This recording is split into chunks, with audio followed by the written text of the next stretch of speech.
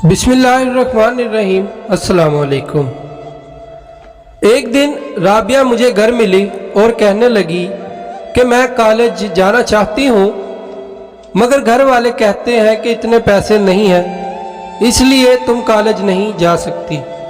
मैंने कहा तो मैं क्या कर सकता हूँ।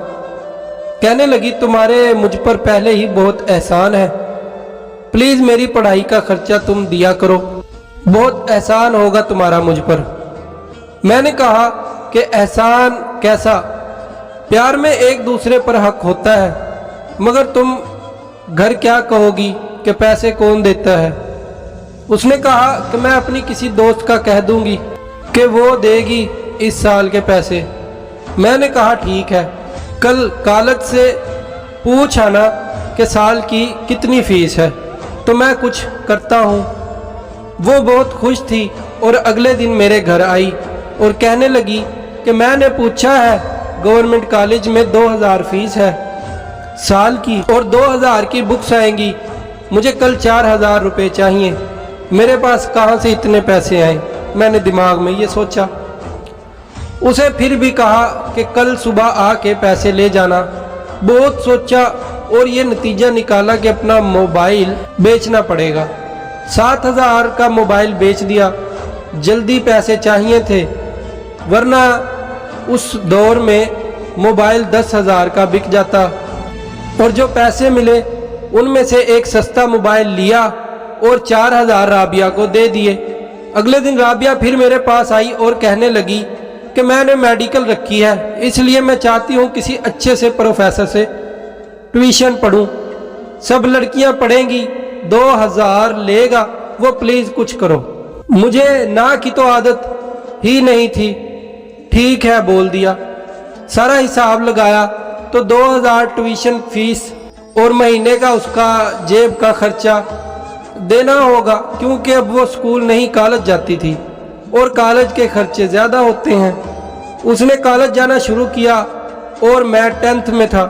उसका खर्चा पूरा करने के लिए घर कहा कि अब मेरी बड़ी क्लास है, इसलिए मुझे ज़्यादा पैसे दिया करें। बस फिर क्या था, स्कूल में 1 रुपए की चीज़ भी ना खाता। मैं ब्रेक टाइम स्कूल से बाहर निकल जाता, लड़के और लड़कियां पूछते कि तुम बाहर क्यों जाते हो, ब्रेक टाइम दुकान तो इधर अंदर भी है। मैं कहता कि इधर स्कूल में जो दुकान है वो मुझे पसंद नहीं, इसलिए उधर से नहीं लेता। मगर हकीकत ये थी कि बाहर इसलिए जाता, इधर सबको देखकर मेरा दिल भी कर जाएगा कुछ खाने को। मैं रोज़ पैसे बचा लेता और शाम को जब राबिया मेरे घर आती तो उसे दे देता।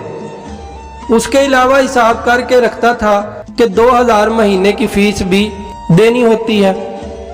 पूरा साल मैंने कुछ न खाया, अमीर होते हुए भी गरीब की तरह साल गुजारा, सिर्फ राबिया की खुशी के लिए। साल बाद रिजल्ट आया तो वो मेडिकल में पास हो गई और सेकंड ईयर में चली गई।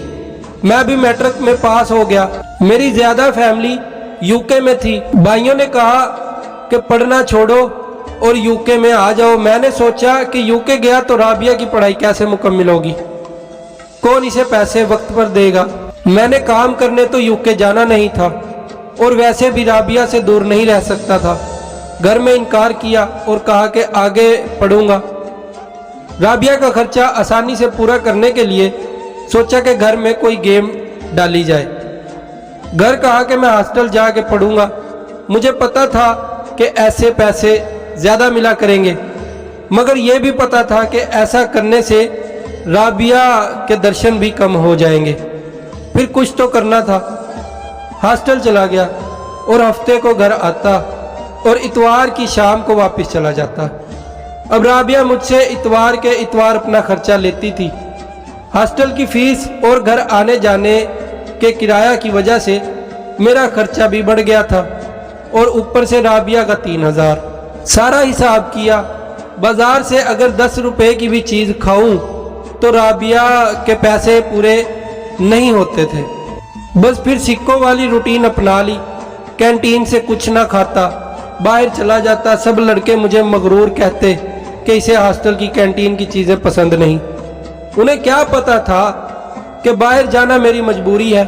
पूरा साल बस हॉस्टल का खाना खाया, बाजार से पूरा साल एक समोसा या चाय का एक कप भी ना पिया कि राबिया के पैसे कम ना पड़ जाएं।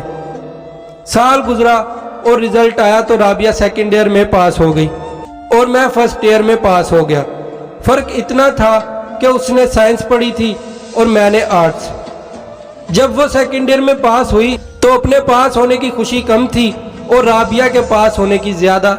उसका मुस्कुराता चेहरा देख के मैं वो वक्त भूल गया कि मैंने सारा साल कैसे गरीबी भरी ज़िंदगी गुजारी है। मैं तो उसकी खुशी में खुश था। सोचा कि वो आगे पढ़ेगी और मैं उसके घर अपना रिश्ता भेजूंगा। मैंने उसे पूछा कि अब क्या प्रोग्राम है, तो उसने कहा कि मैं आगे पढ़ना चाहती हूँ, घर वालों से पूछूंगी।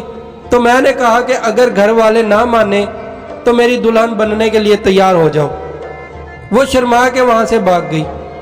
इन दिनों मुझे हॉस्टल की छुट्टियाँ थी। अगले दिन मुझे मिली तो बहुत उदास थी। मैंने पूछा कि क्या हुआ। कहने लगी कि घर वाले कहते हैं अगर तुम्हारी वही दोस्त तुम्हें पढ़ने के लिए पैसे दे तो हमें कोई एतराज़ नहीं। अब कौन देगा इतने पैसे, कैसे पढ़ूंगी मैं। मैंने कहा मैं हूं ना पागल लड़की, क्यों उदास होती हो। उसने कहा कि अब तुम्हारे बस की बात नहीं। तो दोस्तों ये था हमारी कहानी का दूसरा पार्ट। आगे की कहानी सुनने के लिए वीडियो को लाइक, शेयर, कमेंट और चैनल को सब्सक्राइब कर दें। बेल आइकन को लाजमी प्रेस कर दें ताकि आने वाली हर वीडियो का नोटिफिकेशन आप तक पहुंच सके। अपना और अपने प्यारों का ख्याल रखिएगा।